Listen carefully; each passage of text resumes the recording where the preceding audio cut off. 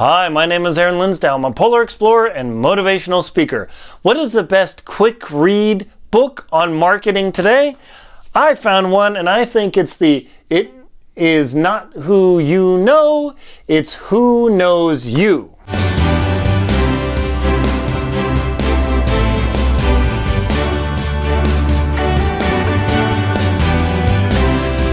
This book, it's not who knows or who you know, it's hard to say. It's not who knows you, it's good Lord. It's not who you know, because that's what we say, oh, it's who you know. In business, in marketing, it's who knows you. And you'll notice the megaphone that this guy uses. So I went to a seminar by David Averin. He's the guy that wrote this book. Yep. He is, I wouldn't say, he's not a friend, he's an acquaintance. You know, we're not drinking buddies or anything, but I did go to a seminar on speaker marketing and marketing in general. And I got his book. He provided that to us, all the attendees of his conference. And I gotta say, I've read quite a few marketing books, and this is a blue sky, blah, blah, blah. But this probably distills it down better than anything that I've read thus far, down to like 180 pages or thereabouts. So I read this book in Denver, at the Denver airport, and then finished reading it on the flight home. So how good is it? Well, when I have a book, and you see my notes here, yes, all of my notes, and then more notes, and things like this. When I've got a bunch of my notes in the front of a book and I've scratched out all these thoughts, I say that is a rocking good book. Now, why do I say that? I'm not promoting him. David knows me, but we don't have some sort of sponsor relationship. I'm not trying to sell his book, but I'm telling you, if you need a book on marketing that really gives you an idea of differentiation, this one is hard to beat. So the entire concept of this book boils down to this. And if you could say one sentence about the book, this book is explaining the danger of being related as a business to all else being equal. I can buy from your 3 competitors and it'll be the same. Ouch. Now, as a motivational speaker, sometimes I stumble over my words like everybody, but differentiation is utterly key, because one of the things that I believe is that as a speaker, being different is better than just being a little bit better. Why do I say that? Oh, it's another juggler. Oh, it's another guy on marketing. Oh, it's another mountain climber, another polar explorer, adventurer, or whatever. So the way I differentiate my experience is I don't go talk about Johnny and Susie and Phil and Hamoud and I, we climbed up this mountain, and Phil fell in the crevasse and we dug him out, and then we barely reached the summit, and then we came down and we had these trials and challenges. That's actually very formulaic and boring, and I don't ever do that to audiences. That's boring. Instead, I give pieces of stories and I relate it to how your business, how your organization, your association, or whatever you might be, I associate that with the challenges and I relate the experience, because so often I've gone to talks, and I had this one talk where I said we had Peyton in there, we had Mike Ditka, we had Peyton Manning, we had this organization, they've had the top football, basketball players in the country, and they come and talk about their experiences. But these people did not, I'm not Mike Ditka, I'm not Joe Montana, I'm not anything like that. I'm a polar explorer. But when they came in, they tell their stories and people enjoyed it. But what they realized in the end was, oh, those are cool and I love the player, but they didn't relate to my business at all. Oh, ouch. So even though it was entertaining and it draws people, you didn't get the valuation of, here's why we have this person on stage to show why our company or organization or association is important. And that's what David Averin, not Arvin, Averin, yeah, I made that mistake, talks about in the book. So let me give some quick hard-hitting points. So David says, what is your distinction about your business? What are you different at than your competitors? And you cannot just compete on price. You're going to die. Are you going to out Amazon? No. Are you going to out Walmart? Probably not. Will someday someone do that? Yes, but today, no, you don't want to compete on price. That is the most miserable place on earth to be at. I've always heard, if you do business with Walmart, they can put you out of business because they will squeeze you. No, that's how they achieve their prices, but no, that's a tough place to be in. So, let's see, what is your crusade? What is the thing you want to do? If it's just sell widgets, you're going to be in the minimum price category. It's miserable. Have you ever been in the Apple store versus the Microsoft store? Yeah? Have you ever been in the Apple store? That's like a store full of fanatics. It's only Apple. That's the only thing you have. And I've done this in San Diego and Fashion Valley. Stores always freaking crowded. It's always busy. Stuff's flying out the door like crazy. You go into the Microsoft store. There's maybe 2, 3 couples. They've got an Acer, a Dell, an HP. They don't have Compaq anymore. And I don't know, Toshiba. And they've got some laptops around. And it's beautiful. But it's empty. There's no energy.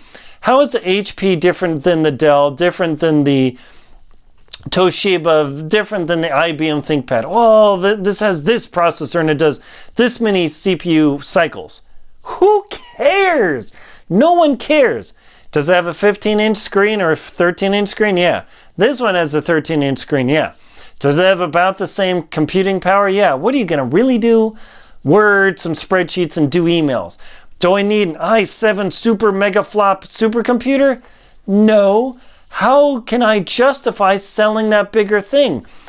Differentiation is not in features. It is in benefits to the customer. Being faster computer is not relevant.